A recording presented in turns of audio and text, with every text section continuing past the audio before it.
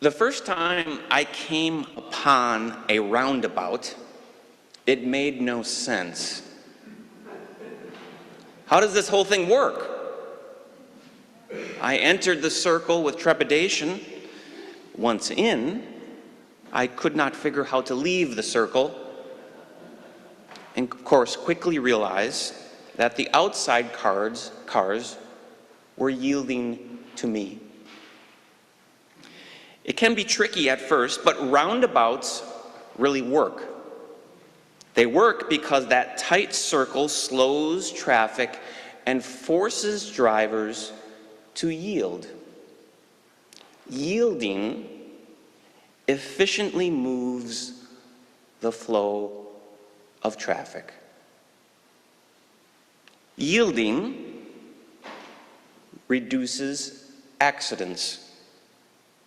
And because they move more traffic efficiently, roundabouts are better for the environment. And so it was similar when I first was introduced to the Tao Te Ching by a fellow seminarian over a decade ago now. In the Tao Te Ching, there are no stories, there are no narratives, no clear author. Instead, it is a collection of sayings infused with images of wood, ice, vacant valleys, and frozen streams. The intended audience seems to not be us, but the ruling elite in China 2,500 years ago. At first, this yielding way of the Tao did not make much sense at all to me. How can a yielding way benefit us? If Western religion, that is Islam, Judaism, and Christianity, were likened to a traffic signal, they would be stoplights, or as we say in Wisconsin, stop and go lights. I think stop and go lights are more precise, because sometimes you stop and sometimes you go. If the Tao were a traffic signal or sign, it would be a red and white equilateral triangular yield sign. Yielding is a great reminder of how to be, how to act. Now, there are different translations of this ancient text, the Tao Te Ching, and sometimes instead of yielding it says fading as melting ice, or fluid as melting ice. I think they all get at a similar thing. When we are yielding, we are surrendering, submitting, relenting, which to some of us may sound like losing. Who would want a losing philosophy or a losing religion? But yield, I think, is a double-sided word. We say a crop or a bond has a high or low yield. Yield can mean the gains from an investment or the products from agriculture. There is efficacy that comes from yielding. Less accidents, more efficiency, more flow. There is a soft way, a gently rounded road that yields spirit. Getting out of our own way, we accept things as they are, and in doing so, we receive net gains and high yields. But what does it mean to be yielding as melting ice? Is this not a negative image? Melting ice is diminishing, fading, losing its form, perhaps it is a negative shape, but in the Tao, the negative is something that is not necessarily bad. A person who is yielding as melting ice is in process, comfortable with becoming. The hurrying motor mind shuts off. Likes and dislikes are put in the back seat. Fading and fluid, we yield to the circle of life. We can let the ego go and let the hard ice softly melt away. We can diminish our ambition, diminish our expectations, yet still act with efficacy. Think of an ice cube slowly fading under today's hot, warm air into another form of itself, losing its shape. It is still water, which flows down to the low places, eventually to the level of the sea.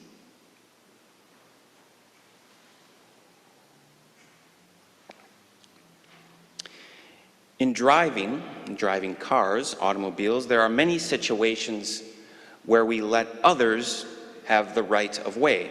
We yield to pedestrians.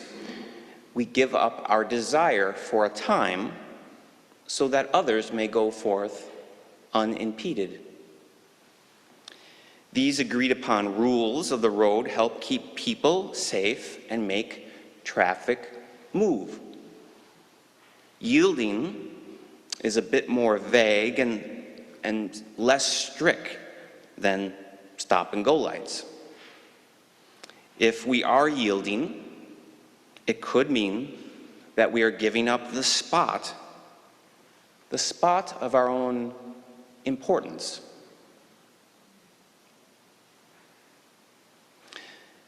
A yielding spirit, I believe, has higher yields.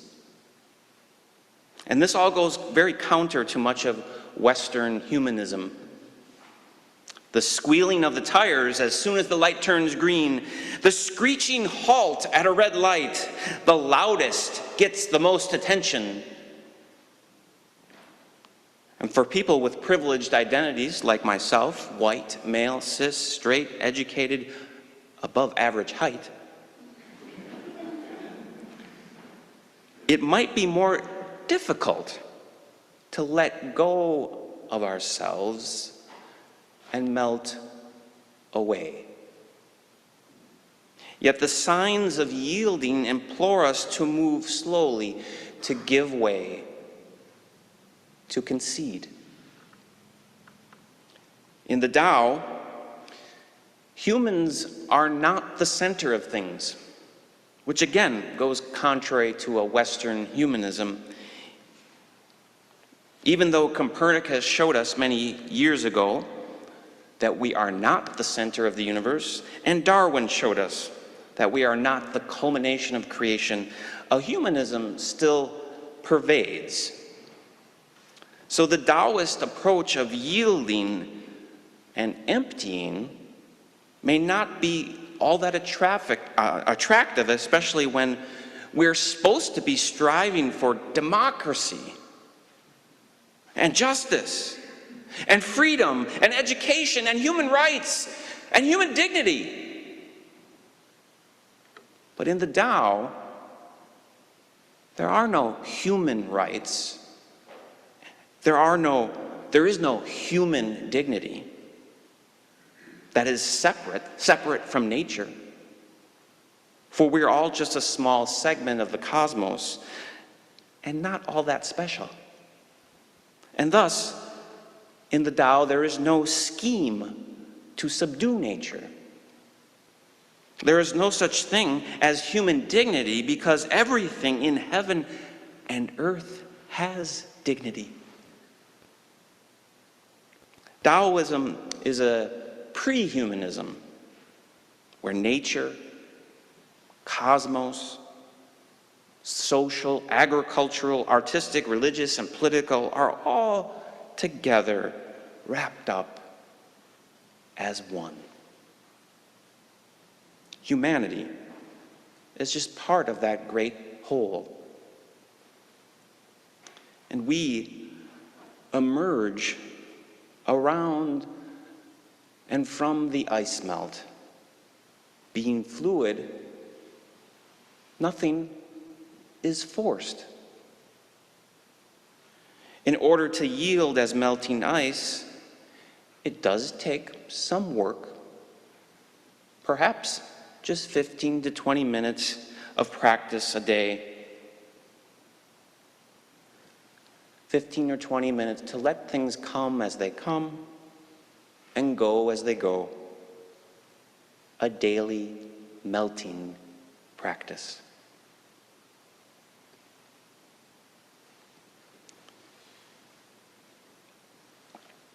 Ever see student drivers around town? They're hard to miss. They're the ones practicing parallel parking behind the only parked car on the road. They're often in brown minivans with yellow student driver stickers. They are herky-jerky. They're thinking of the rules and manuals while they're trying to impress their teacher, wanting to pass the test, stopping and going. They do not drive all that well. There are many things in life that the more we do them automatically without thinking, the better and safer we are. Like driving a car. When we first start out driving, we are herky-jerky, we're thinking too much, but after some level of experience, the car almost drives itself. The turn signal gets flipped without us really thinking about it, and 20 miles go by and we do not know who is driving. Hans-Georg Müller, a Tao Te Ching scholar, reminds us that as we drive more and more, we learn to reduce conscious decisions to a minimum so that the traffic can flow. And by analogy, we can decrease our own ego focus and let our lives flow. By yielding, we produce less accidents, less harm. A spirit that is yielding slowly melts away fear. And all those learned voices of despair become silent. Serene and centered, the one who yields is content. She does not exhibit a hint of road rage. She is not in a hurry. She lets others go. And when the time comes to go, she goes.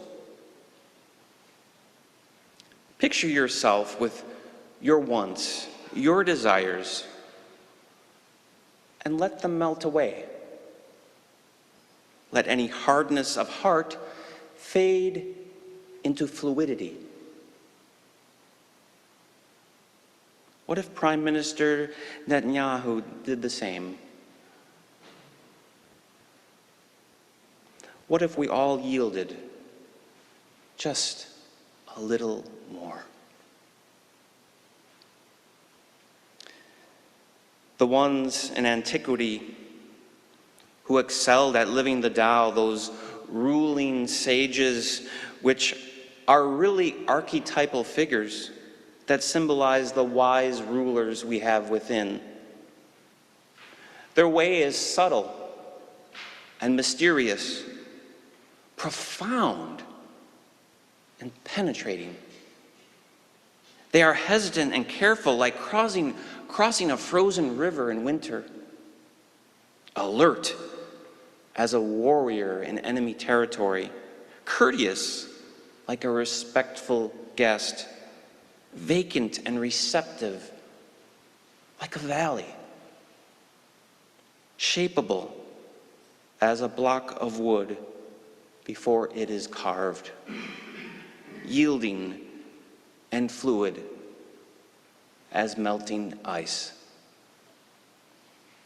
The Taoist sage does not desire to be full because we are not full to the brim with stopping and going. We are more capable.